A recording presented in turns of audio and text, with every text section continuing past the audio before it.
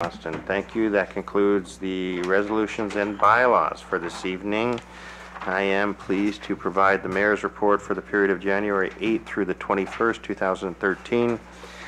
I can advise over the last 2 weeks, I was out of the city for most of that period, and so I do thank those members of council that have been able to step in and attend events, functions, or meetings on my behalf.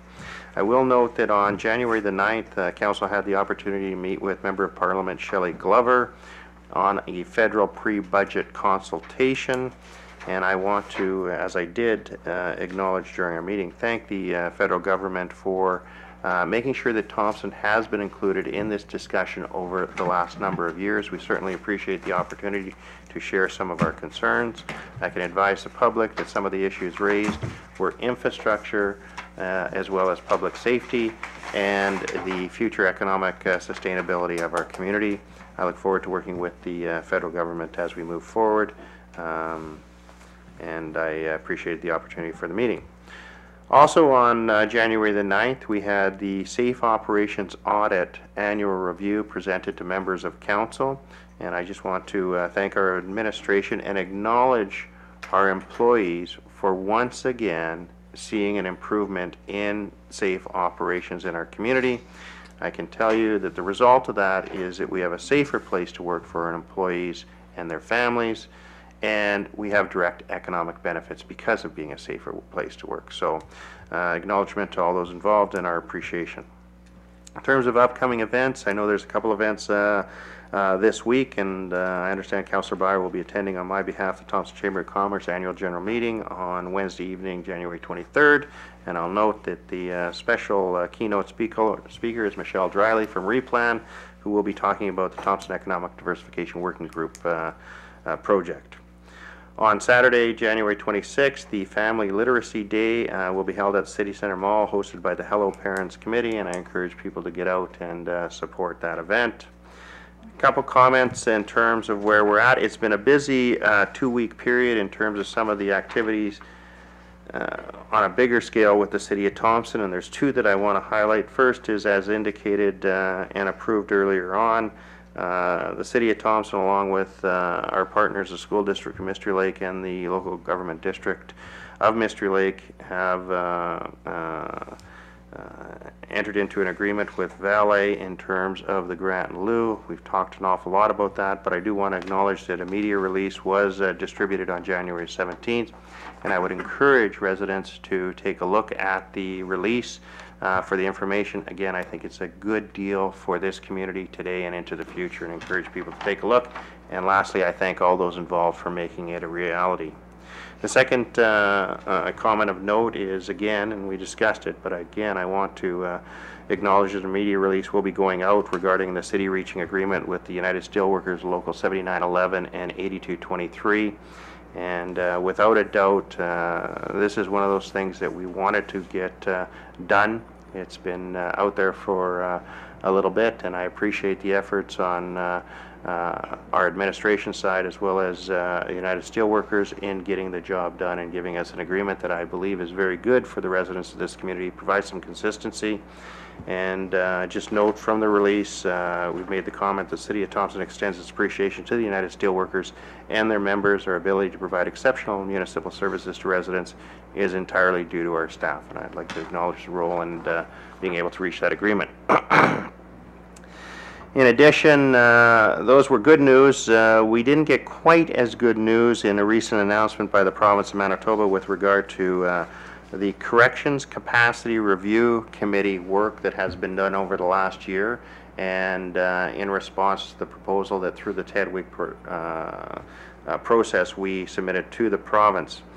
I was disappointed in terms of the announcement, and the announcement in essence was that the province was moving forward with the redevelopment of the Dauphin Correctional Facility, and I congratulate Dauphin on that announcement. And from our perspective, it was not about Thompson versus Dauphin. It's about addressing the issues in Manitoba. And my understanding from the province is that was a promise that had been made, and so I will recognize that. Our concern really is threefold in terms of where we're at on this. One is, we understand that the Capacity Corrections Review Committee has provided the report to the Minister of Justice in the province of Manitoba. We have not seen a copy of that report, and we would like to see the recommendations put forward. Secondly, our concern, again, is that we do not believe that that announcement made addresses the real issues with respect to corrections capacity in the province of Manitoba, and we believe our proposal stands on its own and merits consideration of the province of Manitoba to look at a facility in and for northern Manitoba. And I firmly believe, whether it's this year or not, I know the province of Manitoba will be required to develop that facility in the future. And as anyone associated with capital projects knows right now, I think we would all be better served, both from a service point of view, but also from dealing with northerners and providing opportunities for restorative justice if we were to proceed now. So that's the second issue. The third issue that I have raised with the province is the communication process that has been used. And I can't tell you how disappointed I have been with both the Premier and the Minister of Justice in terms of responding to the City of Thompson.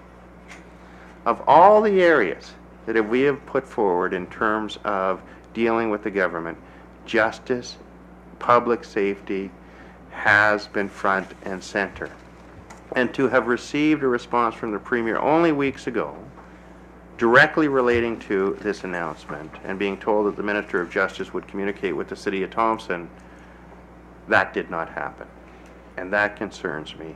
And I can tell you that I did have the opportunity to speak with our MLA today and advised of our three issues, and I have drafted a letter to the Premier of the province of Manitoba, copied all of our partners in the TEDWIG process, and asked very clearly for him to address the three issues that I've raised. I look forward to his response.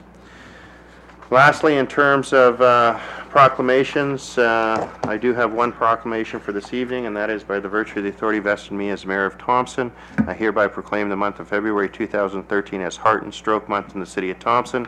I encourage residents to support this worthy cause, and I know that they will be getting a tap on the shoulder or a call from Al Meston over the next month. So be generous and support the cause.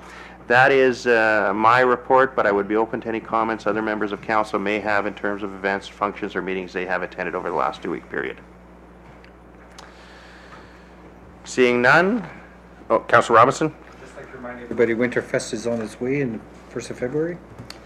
Excellent, good point, thank you. And schedules are available at the Rec Department, marked February the 1st with the fireworks and bonfire at the TRCC. With that, I would entertain a motion to adjourn. Councillor Lafreniere. Councillor